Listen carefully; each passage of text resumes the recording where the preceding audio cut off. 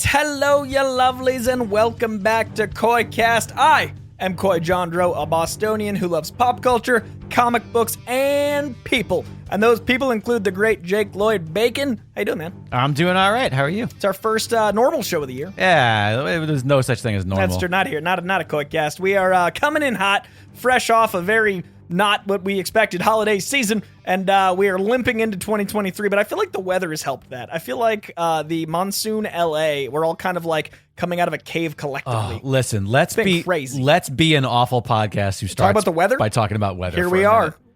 I love the rain. Like, I love cloudy, rainy. I'm not saying that I want to live in a place where it's always that all the time. Everybody's gonna be like, oh, if you live there, yeah, I get it. I get it. I just like change. Sure.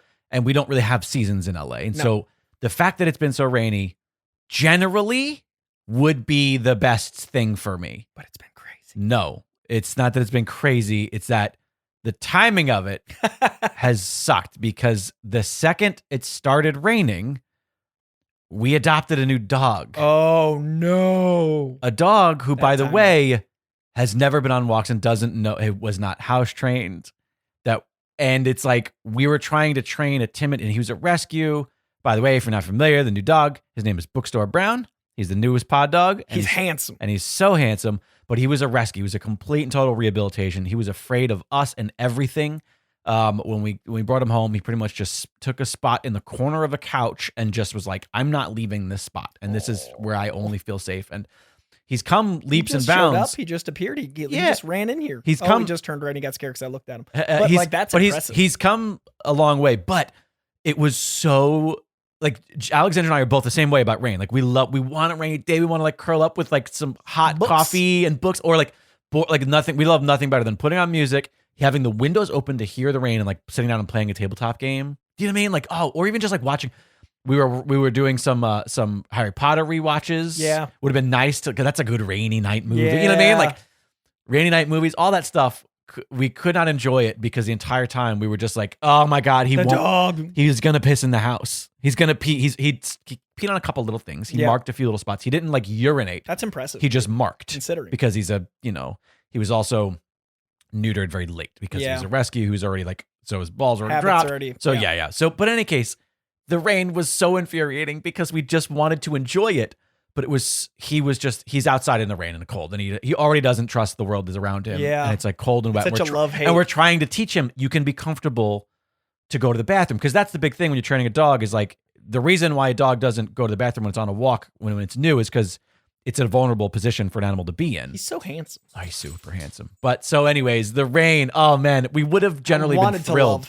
But when it got sunny like last week for a few days, we were just like, oh, thank God we can walk the dogs. We can start training this adorable, handsome boy. Hi, bud. You came to say hi? He's so handsome. He literally heard his name, and he got all cute, came in here. He only met me like an hour ago. Yeah, and he's very scared and timid and growly. We're going to try to do a lot better with him than we did with Campfire, as far as how much he likes Coy. Yep. Hey, Campfire laid with me today, which is he did lay with you giant. Today. You know, anxiety medication did a lot of heavy lifting today. I never thought I could pet Campfire again. He laid with me, got his head in lap. I think we are going to have a much better chance with Bookstore, he's fantastic. Just because I think he's a little bit more affectionate than Campfire is. And it's already earlier. Yeah. I'm also meeting him at a year and a half. Yes, of course. We are coming in hot with a dog you haven't met and weather that you hadn't experienced. But that's Coycast this week. But this is the first regular episode of the week. Last week we went over our stats. Bookstore is on mic. Oh, Bookstore. You got anything to say? Bookstore is on mic. He's sniffing. He's smelling the microphone. Anyone with mega headphones, listen in. This is our first regular episode. Last week with stats. We love our letterbox. Not a sponsor, but could be. And we really wanted to dive into that. But being a new year, if you guys are longtime Coycast listeners, every single year we kind of reframe the show. We grow and we evolve. We change the format sometimes. We change what like the style is. We started this show at the right before the pandemic broke. We started the show the week before the March pandemic. March 11th or something like that. I think it literally was the week before. And basically we then had to reframe it from a new show to this got canceled, and we were like, this isn't a fun thing to do. So it became more of a dialogue between myself and Jake, and then it became like the organic, let's talk about things we love together, and then the hotline was born from that. So every year we've evolved, and last year was much more of like, let's make this a dialogue, and the hotline became like every other week. Well, yeah, it also, not to get ahead of ourselves, because we should save this for the end, but it also became like an output machine last year. Yeah. And while it's fantastic and I have thoroughly enjoyed it, I do think it hasn't been healthy for us. Neither of us. So at the end of the episode, we're going to talk about our new flavor. We're making a few changes to the program, not in a way that is going to be like, oh yeah, it's now we're talking about sports. We're doing sports and politics. We're talking about college sports, college volleyball, specifically volleyball, some golf. Oh man, we're doing play-by-play golf. I could reactions. get behind some college volleyball conversation. I like a volleyball lady. Yeah, I like a. Jake's whole mood just shifted. I like, you know what it is? I like a leggy lady. Yeah, and volleyball ladies. Come on now. So good at cardio. Like the amount of cardio you have to be a volleyball player. Okay, wait, no, we're doing the thing we were making a bit about doing. So college volleyball players, please let us know how you train. But yeah, so stay tuned, and we're going to talk about some adjustments. Yeah, 2023 Coycast. It's going to be a healthier year. Good God, for everybody. I can't live like that. But it's your week, you lovelies. This is a show where the hotline calls are very, very important to me because you guys become the co-hosts and talk about whatever you want, and we respond and react. And this week we're also there's a call in here that we haven't listened to yet, which is exciting. That's another new thing. Yeah, we're gonna stop screening some of these. Yeah, we're gonna. That's gonna end in precisely February. Yeah, it's gonna be like, oh no, that didn't work out at all. That was a lot of foul language. But yeah, let's cue up those hotlines and let's hear what you lovelies are up to. Hopefully you had a good holiday. Let's hear about it. Hello, Coy. Hello, Jake. Happy New Year to you both. This is Duger13, Doug in Central New York, and I'm actually calling today with no silly voices, no songs, no parodies, just a straight-up comics question for you guys. Over the holiday, I read the Young Avengers omnibus from Heinberg and Chung, I believe, that was gifted to me by my brother, and I absolutely loved it. And I would like to know if you have other recommendations on another omnibus that I should read and what I should read next in the same vein and kind of tone as to the Heinberg-Chung Young Avengers. So any recommendations that would be similar that you think I would enjoy. I just really loved the story. I loved all the arcs. Particularly the last one, which had everything from X-Men and Avengers and Young Avengers and X-Factor and Doctor Doom and Kang, and it was really epic. But I really also loved the heart and the development of the characters and the feeling of this young family that I was being introduced to for the very first time. So thank you in advance, and I apologize for the long message. I hope you both had a wonderful holiday, and Coy, that you had a great time with your family out east, and Jake, I hope that the new pup is treating you well, and thank you guys very much. Stay sweaty, Happy New Year, and I hope 2023 is being kind to everyone out there in Coycast Nation. Be well. Bye-bye. You never apologize about talking about comics. Never. No, but sometimes you can apologize for talking too long. I mean, that's fair. But but you know, he didn't even hit the mark that most people hit, and they go, crap, I'm running out of time. I've gone too far. This is a great question because a lot of people don't know how to get into comic books, and that's something that we really strive for in the show. And it helps when people like give context. Like Young Avengers is a specific starting point, right? So it helps me know what you might dig. And an omnibus is also like, hey, there you go. No additional research necessary. Here's a chunk of knowledge. Now, I have spoken on this show quite a few times that omnibuses are a little rough for me. It's a little bit too, but it's also just a little bit too much. They're a little bit less enjoyable to read. I think they're tougher. We talked about this, like the width of the book makes it harder. Physically holding it. Yeah. Too girthy. A little bit.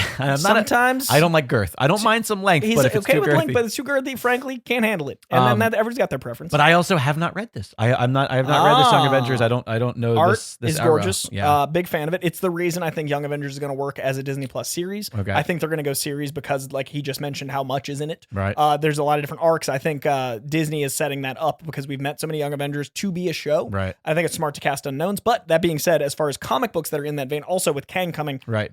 He's the big bad of Young Avengers. And they play with a lot of twists. There's some Shyamalan twists in there. It's fun.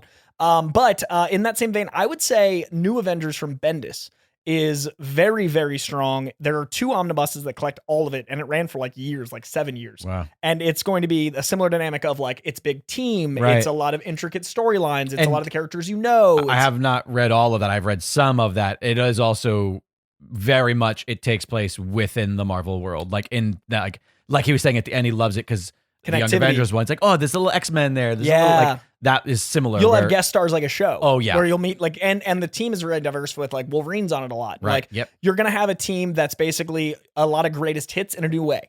I love seeing Luke Cage interact with Spider-Man. I was going to say, there's a lot of Spidey in that. A lot of Spidey, a lot of Luke. Yeah. It was one of my first like, oh, Luke is a guy I'm going to follow now. Right. So I'd say Brian Michael Bendis' New Avengers is very similar as far as omnibuses. Right. As far as like the team dynamic, also recommend Uncanny X-Force, which is Rick Remender doing a really badass X-Force. But if you want something that's more adult, that's going to be your Deadpool, your Wolverine, Mercenary Squad. Right. Young Avengers, obviously for kids. Yeah. If you want to go a little younger with an X-Men book, Astonishing X-Men by Joss Whedon is a pretty incredible omnibus. I love that. It's a really solid series. Yeah. Joss Whedon's got his stuff going on. That omnibus, that's not that long, that series. He was on it for 3 different volumes, so I think that omnibus would probably just be his work. Right. I was gonna say, when I think of that versus the aforementioned ones, I feel like that's a smaller.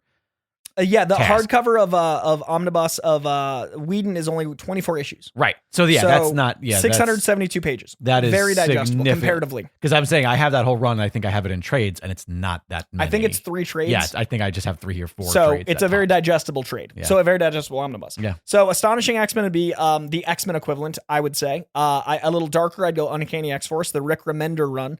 If you want to go another Avengers team, the New Avengers book by Brian Michael Bendis, I'd highly recommend. And if you just want a really good omnibus, just to like read a complete story, I would check out almost anything Daredevil. Like Daredevil, whenever he's collected, that writer usually writes a beautiful arc. Right. There's been very few bad Daredevil omnibuses. Right. So if you want to just discover a new character, because it sounds like this was a new bit of work, I would check out a Daredevil run.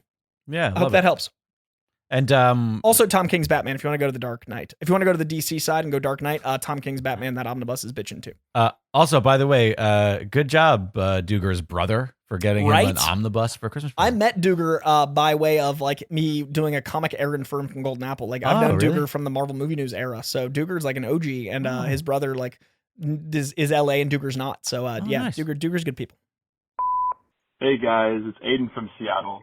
Now that we're in 2023, I wanted to give you both a huge shout out and say how lucky I feel to have your podcast to look forward to every week. You guys are one of the best parts of 2022, and I don't doubt it'll be the exact same for 2023. So I can't wait to see what the year brings for Coycast, and I hope this year brings nothing but the best for you two in your personal and professional lives. I called a few weeks back with a Superman question, and I'm just going to ring in the new year with another one because I figure the more soups, the better. So with Gunn and Safran announcing the first few DC Studios projects this month, it seems an inevitability that we'll get more details on the Superman movie that Gunn is writing, maybe director or casting news. And I want to ask you guys who's you'd like to see play Superman because that's a boring question. But for the record, I do hope it's an unknown. Agreed. What I do want to ask you both is what are the 3 things that are most important to you with this new Superman movie? For me, the first thing is the music. I'm a big score junkie, and Superman has always had great music. So I'd personally love to see a blend of the hopefulness of Williams' score with the epicness of Zimmer's score. Secondly, I really want there to be fantastic chemistry between Clark and Lois. No disrespect to Henry and Amy and Man of Steel, but I'd love to see something more akin to Andrew and Emma in the Amazing Spider-Man movies. Something a bit more palpable and endearing. Lastly, I hope to see a fully realized and tangible Metropolis that actually feels like a place you could travel to, kind of like Gotham City in the Batman. I want Metropolis to feel like a character in of itself.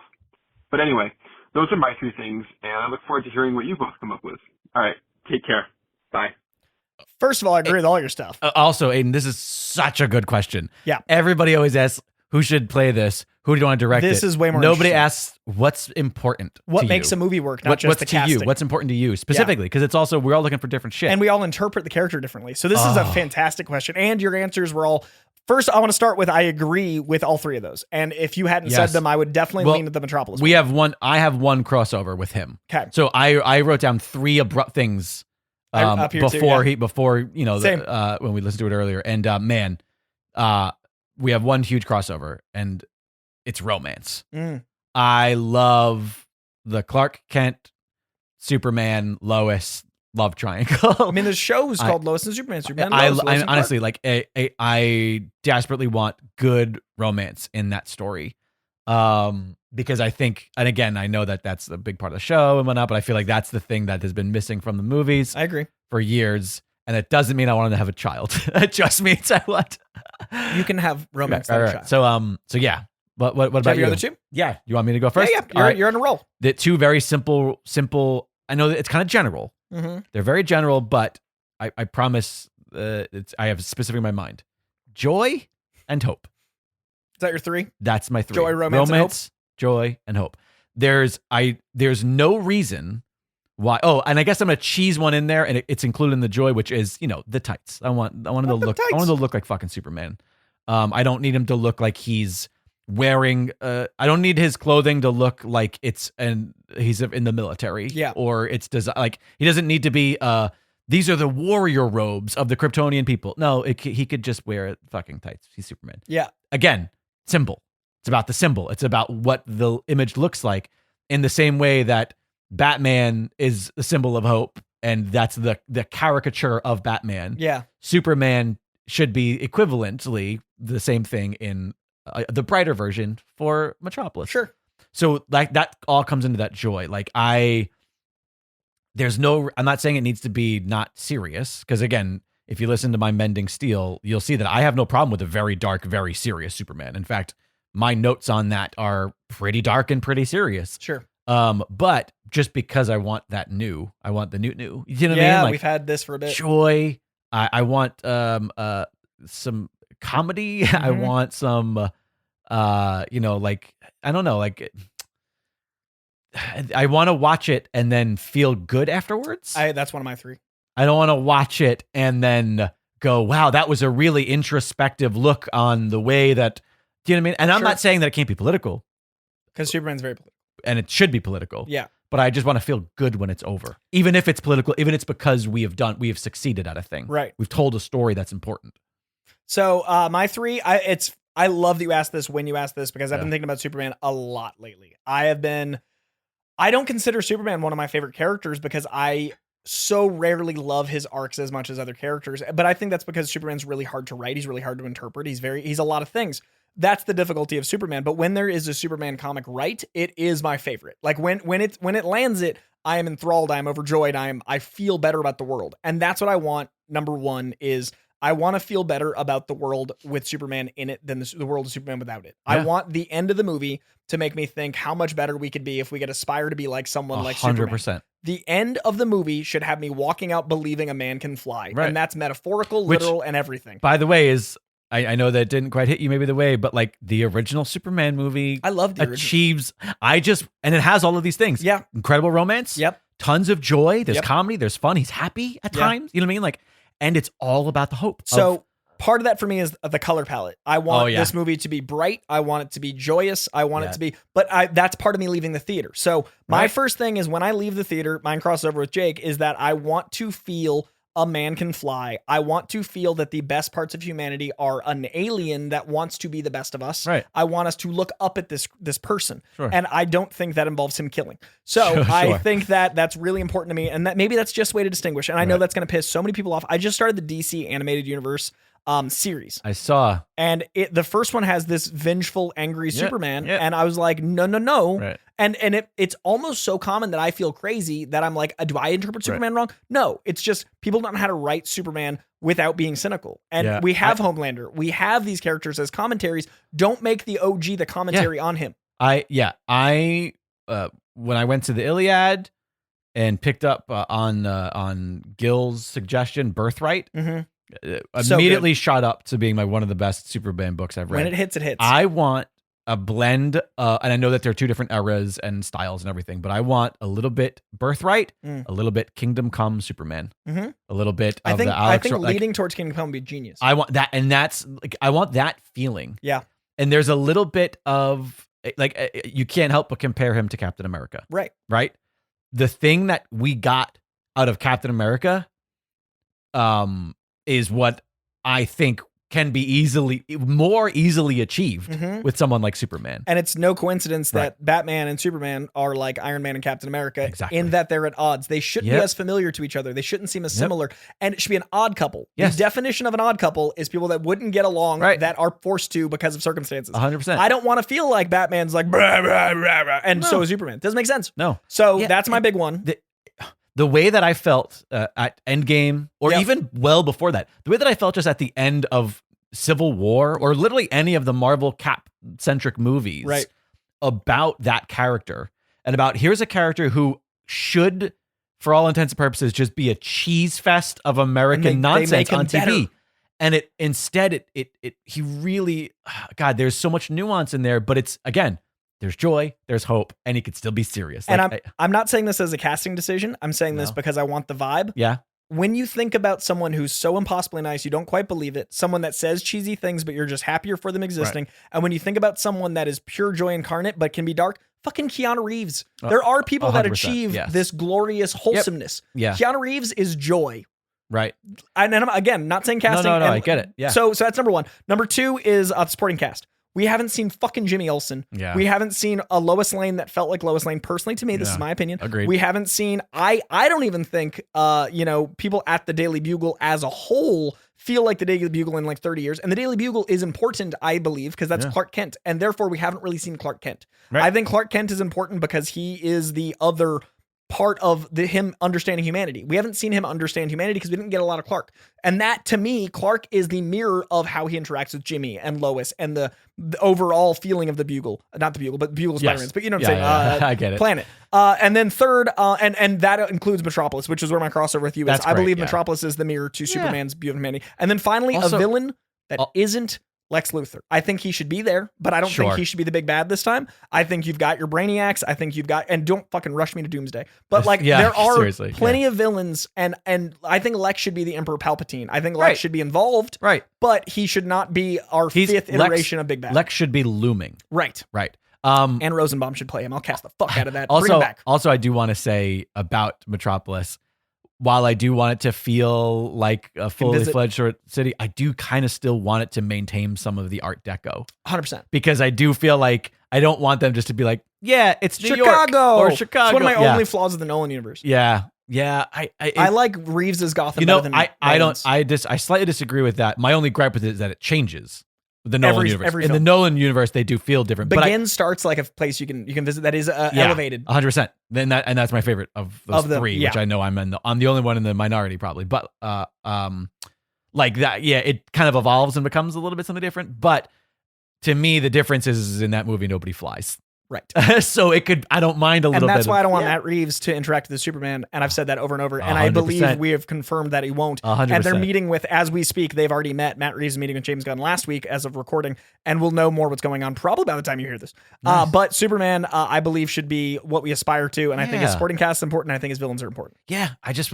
Let's just have fun with Superman. Yeah.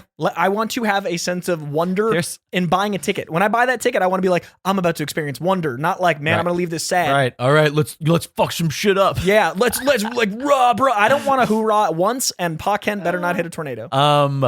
There is a graphic. It's a cartoon that to this day, I think it's just something that somebody drew on Twitter. And I came across it, and I remember posting it in the Discord. This was probably 2 years ago, a year ago now. And I just said, like, what comic book is this from? Because I was so hoping that it was from a comic book. Yeah. But I think it was just a little cartoon that somebody draw. And it's Superman flying, like floating above or in front of a billboard of him. And Batman is tucked under his nose with his cape looking like a mustache. Like the spikes of the Batman cape, and he's tucked in it, and he has his cape out, and it's just Superman going, very funny, Bruce. That's wonderful. And I saw that panel, and I thought, like, dear God, I wish this was a comic. Yes, I love that. Also, like, Superman has a sense of humor we haven't really seen. Also, that's the joy that I'm talking about. Absolutely. And I also think that when we introduce Superman, I want to want more of him, not in a sequel way, but I want to like think of him between the scenes. Like I haven't had a Superman that I felt like I wonder what Superman like would do. And you know what I mean? Like I want that level of multifacetedness. Right. So yeah, I got a lot of hope for Superman. I really, really, really am excited for this new age of Superman. Also, in addition to those arcs you mentioned, when I think of that a single Superman page, there's a very, very shared page where Superman is helping a girl that's trying to commit suicide, and she's like, he's saving her. I know that page. That page is Superman, and that's dark. So when people say Superman can't be dark or Superman has to be dark, there is a thing where Superman can be bright in darkness. There's a difference. And Superman is the light in the darkness. Or there's a difference between dark and serious. Right. Right. Batman is the shadows. Right. Superman is the light. It's the sun. Bring him out. He is the son of Krypton. Hello, Coycast listeners. This is Doug McKinney from Pittsburgh calling in, and I wanted to be the man on the street today. I'm actually recording this on December 27th in Florida while I'm visiting my in-laws. I just got back from Tate's Comics, Toys, and More in South Florida, specifically North University Drive in Lauderhill, Florida. It is an absolutely huge store full of toys, and they have a satellite game store location just 2 doors down where they have gaming. They have so much stuff in this place. I took some pictures. I'll try to post some on the Discord. And if you're ever in this area, you got to come see this place, not even just to buy something, but to see it. The amount of toys and comic books and everything that they have there. They got manga, they've got classic toys, they've got some cool artwork. I saw a copy of an Amazing Spider-Man 300 that they were trying to sell for $2,000, which is outrageous, but they've got a lot of nice stuff to look at. Anyway, if you're in the area, that's again in Lauderhill, Florida, Tate's Comics, Toys, and More. It was an absolute great experience. And I talked to one of the comic guys there, Brian, and he gave me some recommendations for everyone. If I can, I'll try to append that to this recording. So I just wanted to call in and wish everybody a happy new year, and I hope you all had a great December. Thanks. Hey, I'm Brian here at Tate's. My recommendations are a lot of the books that DC are putting out. Personally, I'm leaning DC heavy. A lot of the Batman stuff, Batman versus Robin, right now Batman Spawn, just whatever Batman's putting out. They have a lot of good teams out right now, so that's what I recommend. Thanks. Darth Vadad doing some man on the street reporting for us. So he also did send us some photos of this place too. And he's not wrong. His place looks enormous. It's like a warehouse, but full and bright. Well, the first photo, I'm not sure if we're seeing the photos in the same order. I just kind of forwarded Coy the email for him to see here. But like the first photo is the one that just says Tate's, and you see the like little transformer. Yeah, and it looks big, but it just looks like a good comic shot, right? Yeah. And then you click the next one from the like second the floor, aerial view, yeah, where it looks like a con floor. This place is enormous. I feel like this is sort of place that you could really just kind of walk around and look at shit for a good hour. Well, then you get to the next picture and you're like, oh, I could look in this particular cube for an hour. Yeah, like there's so much going. Statues and stuff. Yeah, this definitely looks like a really fun it looks like a Comic-Con in a one-stop Comic-Con, really.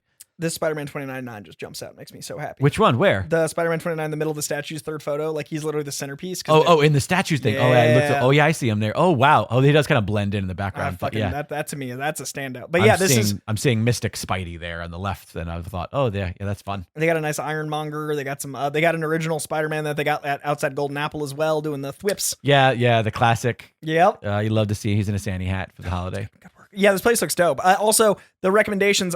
One, I love you did that because I love the individual. Like we kind of said at the top, what makes a character work for you is also what comics work for you. Right. That's why it's interesting to know what people are, picking up. And Batman is what DC knows is their guy. So right now there's like 9 Bat titles, and I love like most of them. This guy isn't wrong. I gotta ask, have you read the new Batman's Spawn? Yeah.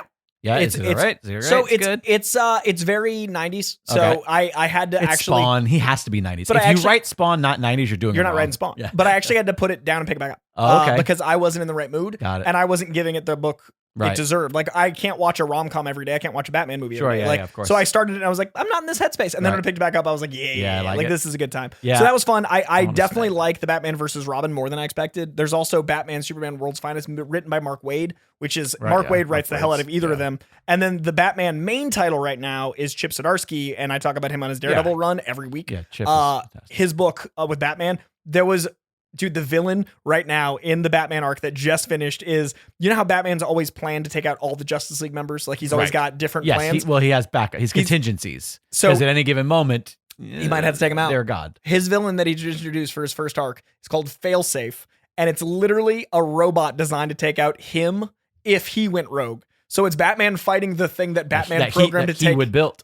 It's incredible. It's really such a fun. great villain. Because the reason I love Batman so much is he's so archetypal to me that each of his villains that are his main villains are his mirror.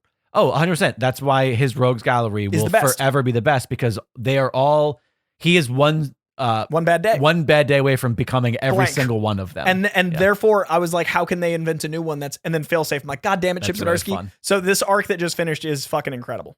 Yeah, love it. And again, thanks again, Doug. That's a real fun message to get. Yeah, go to more comic stores and harass more employees politely and send in voice memos. Yeah, or just again, if you have an experience like this, call the voicemail and tell us about it. One of my two shops here in LA is House of Secrets, and they actually have a shelf that has blanks picks, like different employees. Yeah, I love that. And if you don't want to talk to someone, if you don't want to, you can just call in and be like, "Hey, this person recommended," and that way there's less human interaction if you're not feeling the conversation.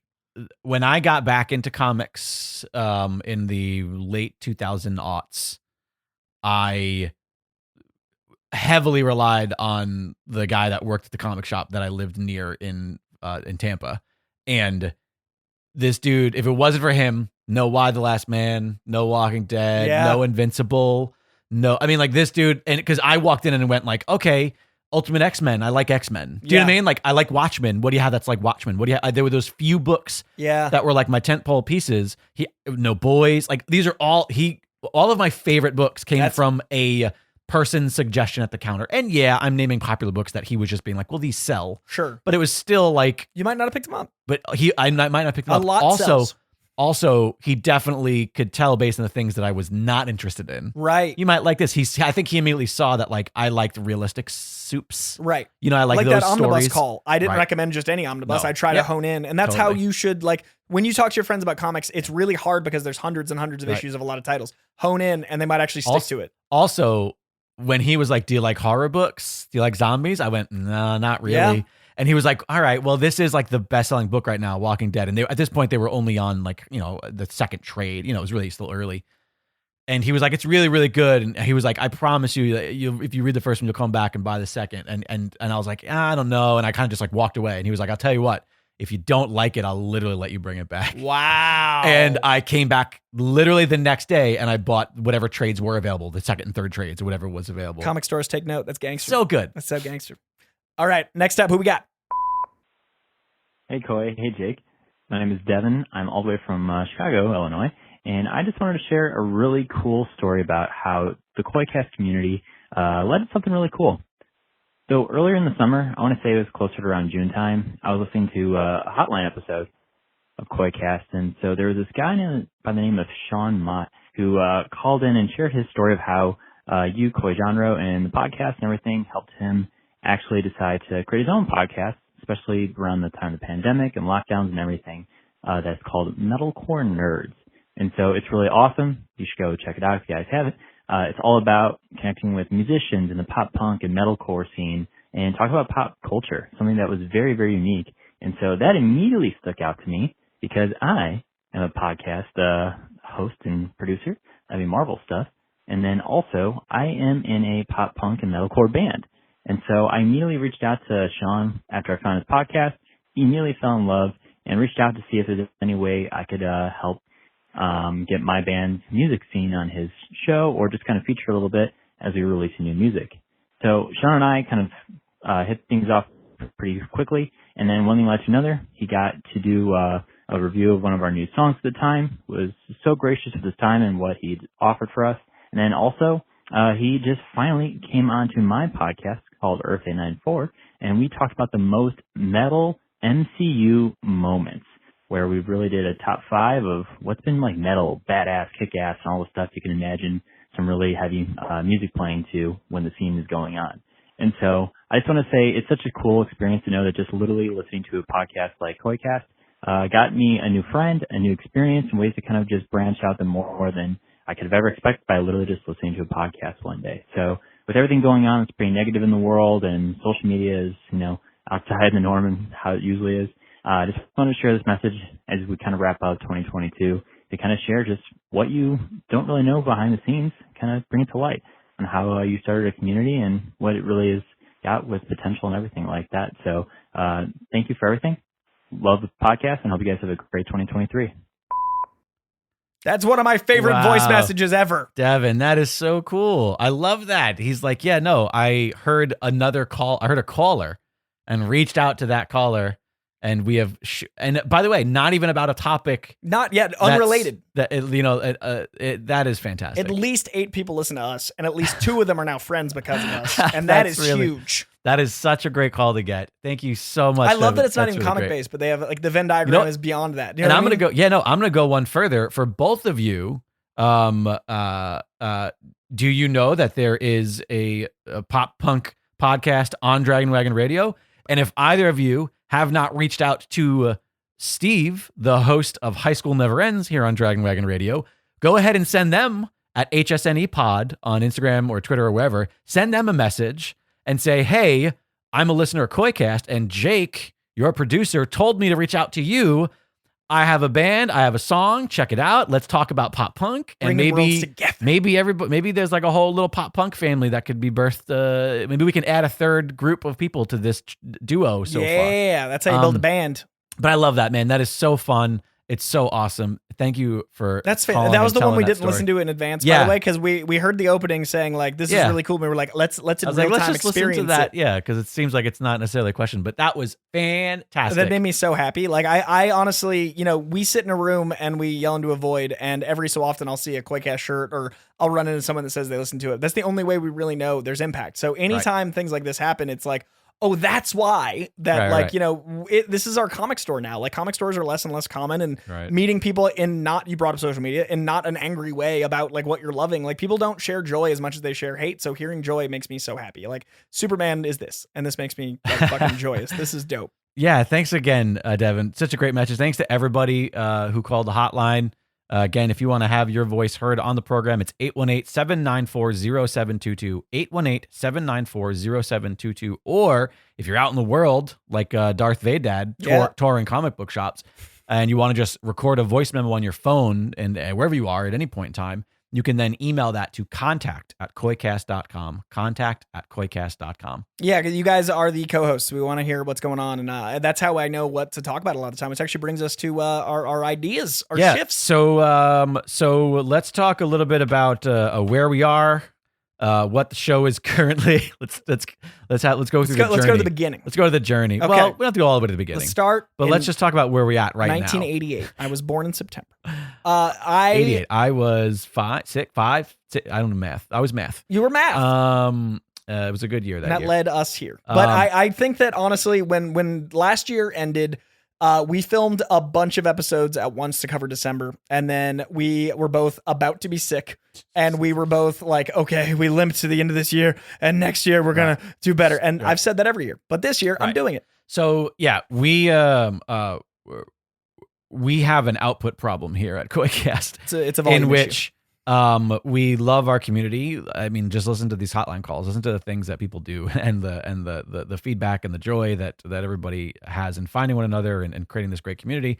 And we feel obligated to the point where maybe we don't allow ourselves the appropriate time to actually explore potential of ourselves and of this program. A great example is today is January 16th. I flew in yesterday, January 15th at night. I then woke up this morning on 4 hours of sleep on my first day back and needed to watch, and this is not guilt, it's just awareness of time. I needed to watch 2 movies in order to make sure we talked about stuff on the Patreon pod, as well as I had a phone meeting that was 40 minutes, and I also had to record an audition for a hosting show all before I drove an hour to Jake's house before recording for 7 hours. And that's my first day back, which was like, oh no, I'm immediately failing at the one thing I said I'd do. Sure. So this morning was a bit of a revelation of like, I said less and I'm already this screwed day one. I need to reposition my life. Right. So that phase 1 is Coy and I put a ton of time into the show. Yeah, which we love doing. And while we're happy to do it, we need to figure out a way to calibrate, because right now, listen, we're a tiny show. You know what I mean? Like we're a couple of guys, couple of dogs. It's literally 2 dudes, 2 pooches. And the amount of hours that Coy puts in prep, puts in news, the amount of hours I have to put in post-production, plus the recording days. We're putting in a ton of time. Yeah. And while the adoration is fantastic, and while everybody who supports us via Patreon is just One of my favorite communities, period. But it's also just like, it's so incredibly appreciative. And we run the risk of sounding like we're not appreciative. And I want to make sure that we just put the kibosh on that immediately. Yeah. But it isn't a lot. It's not like we're making $2,000 a month. Right. We're by the time we split it here, we're making $100 for our troubles a month each. And if you look at the 20 hours we put in, that's $5 an hour, which I, again, don't mind doing. It's not for the money, but with everything else in my life and your life and what you want to be doing in the long term. So that brings us to number two. Number two is not only are we struggling with our own output, but we also are trying to advance our careers. Right. I am writing like crazy, and this is the year. Listen, I talked last year about how my first movie of 2022 was American Splendor, one of my favorite movies of all time, about Harvey Pekar. And in that movie, there's a whole chapter called Our Movie Year. Yeah. And this is how I feel. And this year, I am starting production of my second feature film. Yeah. And so I need to make sure that I carve out the appropriate time, because the reality is I feel obligated to listeners across not just this program, but all programs on Dragon Wagon Radio. And because of that, I constantly and consistently push my progress, my personal needs aside to ensure that if something comes up, or if there's a day where this thing is occurring where I'm and then it's one of those things where you don't realize. This is one of the reasons why I fell into a deep depression in 2021, was like, you don't realize, oh shit, I haven't actually done anything for myself for the entire year. And I know Coy feels exactly the same way. Last year was not only me feeling like I was spinning out in place and not advancing my career, but if you look at my timeline, if you followed me for more than a year, 2018, I started hosting about halftime and working a secret day job because everyone has to in LA. 2019 was the first year I was able to be 70% hosting. 2020, everything stopped. So I lost what I felt like was a lot of progress. Right. 2020 was like that weird, like we're coming back, but we have to keep pausing and everything else. And then 2022 was like, I'm a full-time host. But since I'd limped through 3 years, I didn't accept any of the successes. I had a really hard time, and you can hear that in the last few podcasts of last year, feeling like there was any progress. I really, honestly, and I looked at 2022 as, oh, good, you're back to 2018. Congrats. Like, it felt very like hollow, except for hosting Hall H and a few marketed things like doing full movie premieres that I ran. But when you look at your greatest hits, they always say with social media, don't compare your day-to-day to other people's greatest hits. My problem as an individual is I compare my greatest hits to my day-to-day. So I feel like unless I'm doing a 6,500 person room, I've failed. And that's so ignorant and so stupid. So this year I'm not letting myself. Good. But that means I also need to progress in other ways that I have the ability to succeed. Right. And my issue last year was I didn't realize how sick I got because I kept burning out. I talked about every time you had an epiphany about burnout, I'd have a burnout. No. It would be like, yeah, you know what? That's why I'm just doing this week. That's why I'm on this juice cleanse. That's why I'm, you know what I mean? Like there were so many little things that the amount of times that you were like, I'm going to turn it around. And then like 2 weeks later, a month later, you would be like, I'm going to turn it around. I really honestly would put in, I'd say 90 to 100 hour weeks last year, and they would be for multiple platforms. And it wasn't sustainable. But the thing that I learned through Coycast was the community is what drives all of this. So this isn't us ending the show. I realize this all sounds like an ending. No. We have great things coming. Yeah. But so I want to make it clear that like the reason for the changes is because I listened to you guys about actually self-care. Sure. So that's part 2. Yep. I'm sorry, part 3. There's a 5-part thing here. Part 4 is repetition. Yeah. Coy he has his TikTok and his social media and the Real Rejects, and you have so many things that you do that personally, I know we've talked about this on air a few times, that like covering news sometimes feels redundant. Right. And that's not to say that we're not doing news anymore, but the amount of focus that we put on that, what it happens is we have the list of shit we want to do in an episode, and then we are finding ourselves obliged to a list, and we're not exploring. We're not enjoying the conversation. It's not that we're not enjoying, but we're not actually like sharing real thought process. We're not dissecting. Like there are times that we find ourselves going like, well, we said all of those words. Yeah. But did we actually have an opinion? Does anybody care? Right. Where this is a thing that they could just, go on Twitter and you'll see it. You know what I mean? Like, so we also want to stop being as redundant. We want to explore. 5 is how many ideas have we had over the 3 years of the show that we have not put into play at all? never the live streams, Yep. the Lethal Weapon Day, Going through your comics. doing long box days, revisiting old hotline days where we let's revisit that game. We could play another like part 2. The only game we've played more than once is letterboxing, and that's a great game. I meant hotline games specifically. But then that brings me to the other thing I was gonna say, which is doing entirely game episodes with people. So the reason why we have all these ideas and we don't do any is because we are at capacity. And then some.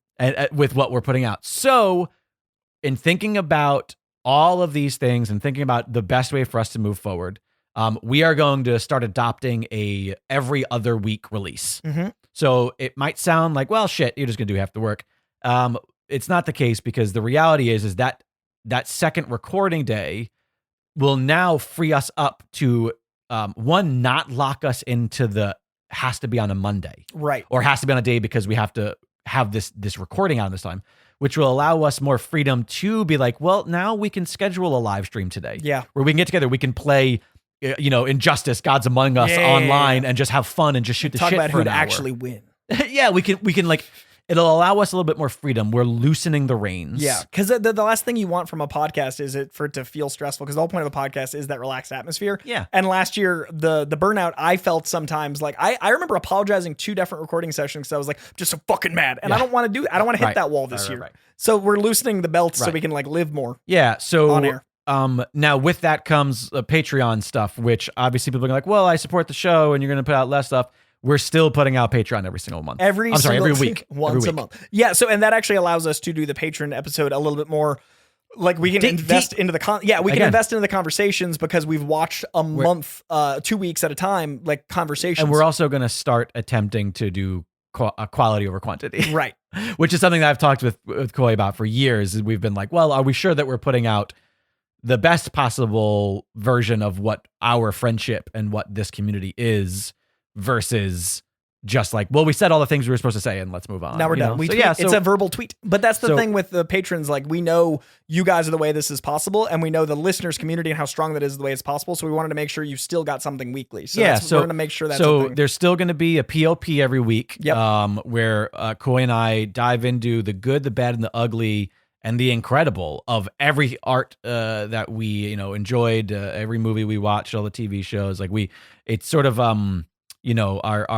our one-stop water cooler, what did you watch this week? Show. It's the standing outside the movie theater conversation, but for every medium. Sure. Yeah, absolutely. So that'll always still be there. Hopefully more books this year. I want to read more. Hard same. Yeah, I want to read. I've been actually reading the past few nights, and I'm like, oh, that's right. I forgot. This is part of life. I love the read it. Well, because you can you stare at a page and trip balls about stories. I love that medium, and I don't do it enough because comics are so much of my life. Also, I've just been fucking sleeping so much better. Yeah, just by reading before bed instead of sitting. Are you putting your phone inside the room? Well, that stays in the room. Unfortunately. I'm trying to do an hour before bed, a phone down, and then read a book for an hour is the goal. And that way I'm actually just not having blue light in my eyes and read a thing. Sure. But if we both read, we have books we can talk about. Totally. So that's the plan. We're going to adopt every other week for the main podcast feed. Yep. Those shows are going to be looser. We're not necessarily going to be like, this is news week. Yeah. This is hotline week. We're going to take a little hotline calls every week. We're going to have fun-spirited conversations about ideas that we have. Like, there's things that you and I have talking about, right? Which we haven't. But we don't have time because of the format. Because of that format, if you guys want to hear a certain thing, the hotline can literally be like, "Hey, this news just broke," blah blah blah, as opposed to me being like, "This might be something people want to hear." Right, of course. So we're loosening the reins. We're gonna have more fun. We're gonna be a little more casual. Yeah. But with that said, we want to invite more listeners to engage in the conversation in the Discord. And just so you know, we are still recording ourselves next week. Yes. So there will be an episode next week. So it will start in the first week of February. And then there will be no main pod feed the next week. But there will be Patreon every week. Yes. And with that hotline suggestion, I would love to hear anything else you guys would like, because now we will have flexibility. Like, we'll have a little bit more free time. The time. whole point is that. So if you guys, we're going into year 4 of the show. Yeah. March is 4 years, isn't it? Yeah. Yep. So as we approach year 4, I don't want this show to feel like the same it was year 1, year 2, year 3. Sure. I want to hear what else you folks want to hear. Like I loved every single hotline call today, and I love every single hotline call almost every week. Yeah. So I'd love to hear things that you guys would like us to play with more, and this is that opportunity. So I just want everyone to have more of a flexibility with this show. So send in your ideas. We're making moves, baby. Yeah, and I also want this to grow. I got at the end of 2022, there was a strong awareness of. I made a post that I thought was completely innocuous because I have a few announcements coming up. Hopefully by the time this is aired, if not within the week of this airing. But I have a few announcements coming up, and I was like, "What do you guys want to hear more from me?" And so many people were like, "A podcast," and I was like, "Oh shit!" So not only did I know Jake would hear about it, but I am going to try to grow this show. And that can be more easily grown if I have the time to grow it, which means you guys sending in ideas. I want to do another live episode because that was so much fun at Comic-Con. And again, stuff like that. Well, here's the thing is we can do that stuff now, even if it's just digital, even if you know what I mean? Like we will have the means and the bandwidth. I kind of hate using that word because it sounds like a douchey foo-foo thing that people say in their workspaces to abuse their employees. But in this instance, we're our own employees. Yes, exactly. We'll have the bandwidth to actually like do new things, right? Instead of being like, hey, I have an idea for something we should probably do. Great. Maybe one day we'll get a time to do that. Q3 2027. And then you're like, oh, okay, that's a great idea. Well, we have 10 hotline calls this episode and we have 6 pages of news. James Gunn just tweeted. Yeah, we have 6 pages of news and we have to get through that. Yeah. So it's just gonna, again, we're gonna keep it cash. Keep it cash and more input from y'all so we can do the show that you all want to hear. And that's what's really important to me because this community is probably the strongest community I've been a part of since Collider as far as like you guys are with us and I love that. So I want that to be reflected in what we make. So that's going to be 2023. And because of the sparsity of our recordings compared to former, we're not going to do the weekly comic recs. Yeah, I'm going to give. We're going to do an end of the month, best of the month. Because those comics are still likely at your store, which is great because you could pop into the store and have more of a like, oh, this makes sense. Right. And it's less intimidating than popping in every week. Like I'll give you like, these are the things I think you'll love. Right. 100%. So yeah, that's the plan for 2023.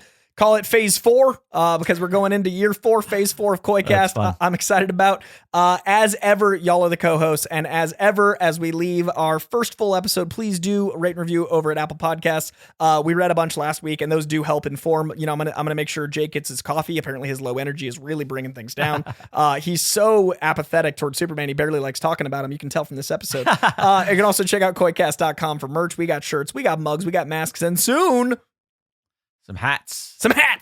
I will say, like, we're going to have a lot of new merch coming in soon, but it's, people need to be patient. I've been getting a lot of requests for other items, but I'll just listen, this is a real pull the curtain back kind of episode anyway, is there are 20 different podcasts on Dragon Wagon Radio. Yeah. And even if they're not active, podcasts don't go away. Like if we were to hang up this show today, these 3 airs would still exist forever and people would still find it. And even though the news episodes might not be topical, they might still listen to fun games and stuff like that, which by the way, is another perk is that we're going to be a little bit more evergreen. Yeah. Which I'm excited about, to be honest, because when I hear news episodes, I'm like, fuck, they moved that release date 6 times. Yep. Like it's not something I'd listen to. 100%. I want to make a show I'd listen to 100%. Yeah. I didn't even think about that. But anyway, so what I'm saying is, whatever I do for one, I have to do for all of them. Right. Even if they're not active anymore, I have to. And so it's a lot harder to just be like, well, I threw up a thing for us.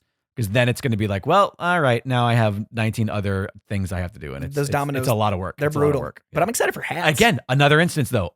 I'll actually have more time to do this kind of stuff because, again. Deep August. Sailing back. Might actually get shirts. Oh, geez, the Deep August shirt. That's going to be a lot of drawing. That's going to be a fun one. That'll be by Q4. But that is going to do it for this episode. Please do follow us on social media. #Coycast gets our attention. You'll notice I already posted last week that we were recording because I'm trying to raise awareness for the podcast in real time. Did you notice that I hung Spidey next to you today? Oh shit, I didn't. He's fantastic. I was going through. I love that. I was going through like, so we got a new desk here. Actually, oh shit, I don't think I did this. Oh, care of Darth Vadad. Man, that guy's great. He snagged a new desk here for the Dragon's Den. I've been using a folding table covered in a sound blanket. You can tell we're just the highest since we've been here for 7 months now, 8 months. So I finally got the new desk built, and with that, I had to pull all the shit that was out from under it. Like when you move in, you go like, I'm gonna go through all that stuff, but then you just throw it in a corner. Yep. So I actually opened some boxes and went through some stuff that we never did. Holidays. And I found a little box that was just filled with like random knickknacks. That little Spidey that's hanging there used to hang off of my rear view mirror of my first ever car. Oh, that's dope. He used to hang out of my Ford Tempo that I had, and then 2 other cars after that. He hung out of my 88 Grand Am and my 1986 Plymouth Laser, which to this day has been my favorite car I've ever had. I love that so much. And what you can't see is because I have him hanging from a lamp, is that he's got a little like plastic piece up top, and when you push it, the web retracts. Oh, that's great. So you can pull him down right now. If you pull him down, he'll go lower, and then maybe the lamp is a little stiff. I'm not gonna do that. But yeah, so he like slides up and down. And I love that. I'm gonna hang that every time we do a Coycast recording. My first car, I had Spider-Man floor mats, and I still have them to this day from the animated series. I still have my first. They floor have mats. to be in shitty condition. The ones that were in the back aren't that bad because you had less passengers in the back. Yeah. But like they're beautiful. They're the 90s animated series Spider-Man floor mats, and I still have them. We can do a whole episode about what dumb nerdy shit was in our cars now. I love that idea. Because I had so many bizarre, weird shit in my cars throughout the years. And your car is named after... Well, the current car, this network is named after my current vehicle. That's what I was going to say. Dragon Wagon Radio is named after the Dragon Wagon, which is, by the way, the Dragon Wagon Mark IV. Ah. We have time. Brief story. Brief Dragon Wagon history. The very first Dragon Wagon. When I was young, my uncle and my aunt and uncle had a big green station wagon, like an old big Buick station wagon, the kind with the woody sides, the kind from the way back, that kind of shit. Yeah. It was called the Dragon Wagon because it was big and green, right? Sure. And it was a station wagon. Mark II, when my grandfather passed away, he left to that same family, my godparents, a Plymouth Caravan, like this like weird purple van that my uncle used for work. And at some point randomly found this little like porcelain dragon somewhere, put it on the dash, and then boom, that became Dragon Wagon Mark II. Then I bought my VW Passat wagon at MegaCon in Orlando, filled it with a bunch of VA nerds, and opted what do you call it when you like name a boat? What do you call it when you crash something? You crash a champagne bottle? Yeah, what's that called? When you launch it? There's a name for it. Yeah, anyways, I'm not a seaman. Anyways, I dubbed that Dragon Wagon Mark III, and then it was truly solidified like when I moved out to LA, and I was at like some garage sale, and there was this little like toy dragon that was like $1, and that's the dragon that's in the dash. It's great. And then of course I lost that car, unfortunately, and then I my brother, I have now my brother's Jeep, which is was his, mine now, was gifted to me, and that is the Dragon Wagon Mark IV, the Journey of the Dragon, which by the way comes full circle because there was like my nieces drove around in it with me in the same way that I drove around in my uncle's Dragon Wagon, and has the little dragon on the dash in the way that my uncle's. Oh, I love that. Very, very briefly, in the same vein, my first car was a blue Honda Civic with red custom interior. Of course it was, you child. I had a Spider-Man car. Did it have like a fart muffler on it? Oh, 100%. Like you were too fast? Dude, I watched all the Fast and Furious movies at the exact right age. I had a 95 Honda Civic that was probably worth $2,000 that I put $5,000 into. That thing was beautiful. Please tell me. Carbon fiber hood, 17-inch rims. Stop. Please tell me that you had a spoiler on a front-wheel drive car. 100%. You stupid 100%. idiot. It was huge, too. And you slowed your car down. Carbon fiber hood, 17-inch beautiful 5-spoke gunmetal alloy rims. But the thing that I love most was the carbon fiber hood looked like webbing. So all the inside interior on the plastic. That was Spidey-ish? So yeah, That's fun. took out the interior and painted it all red. And then my mom hand drew spider web. So it looked like the suit I'm wearing in the car everywhere. I love that. And so it was my Spidey mobile. Yeah. And then I forgot all about this. I had a motorcycle. Yep. That I painted the Venom. We're almost to my motorcycle thing phase. On. I painted the Venom thing on it, and I was supposed to. So my idea was I had a leather jacket that I always wanted to paint so the bike was green. Yeah. So it was the Venom in white, but on a green bike. Right. And I wanted to finish and paint. Like, do you remember?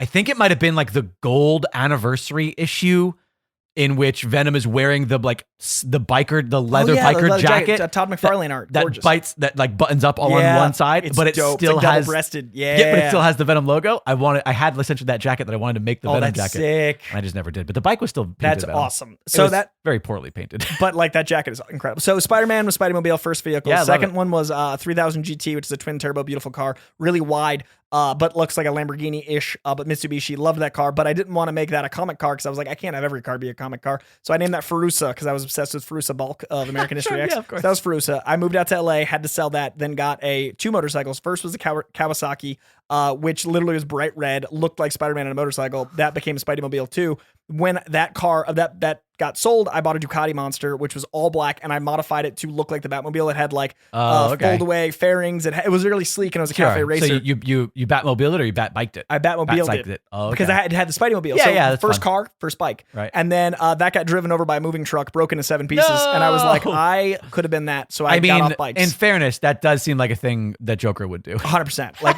a Batmobile lost its wheel and a lot of other shit. So that was the end of me on bikes for a bit. I got a Mini Cooper because I was obsessed with Italian Job, and I never named it because I was just like, this is the Italian Job mobile. But then I now have a car that is blue and a hybrid, and the interior is black and camel leather. So it kind of looks like, to me, Did you say camo leather? Camel. Oh, thank God. Oh yeah, no, I got camo. I was about to throw you out of my I just got apartment. back from Virginia. Camo leather. No, so it looks like a more sleek interior, and to me, it looks like Batgirl. Like it has that like sleek vibe. So I call her Babs, and that is my new car. So we both have very nerdy car dreams. Love it. That could have been a whole episode. Maybe it will be in the future. Well, not that because we just did it. But that is going to do it for this week's addendum of an episode. Please do call us at 818-794-0722. 818-794-0722. Hotlines are going to be bigger than ever this year. So get whatever calls in, any notes, any ideas, any hotline questions, all that stuff. Reach us there or at contact@coycast.com if you want to send a voice memo. And love hearing from you guys. Love meeting you in person. This community has been so rad, and I'm looking forward to phase 4 of Coycast. Much love. Thank you for being here. Thank you for listening. And thank you, as always, to comic books, movies, TV, and art for existing. Hey guys, I am sitting here with Surrell Jones, host of the podcast called Movies Made Me. Surrell, how's it going? Great. How are you? I'm great, thanks. Can you tell me a little bit about Movies Made Me? Yes, Movies Made Me is a show where we talk about the movies that have made you who you are. Each guest comes armed with a list of 5 movies that have influenced them. Only 5. Only 5, and not necessarily your favorite movies, but ones that influenced you. And we go beyond movies with 3 other things, anything under the sun that have made you who you are. And has there been a few movies that have come up constantly? Well, Star Wars Episode 4, A New Hope, is by far the leading most film influential movie of all time? Yes. Fantastic. So how do people listen to it? Through mmmpodcast.com or, of course, iTunes, Stitcher, iHeartRadio, and Google Play Music. Fantastic.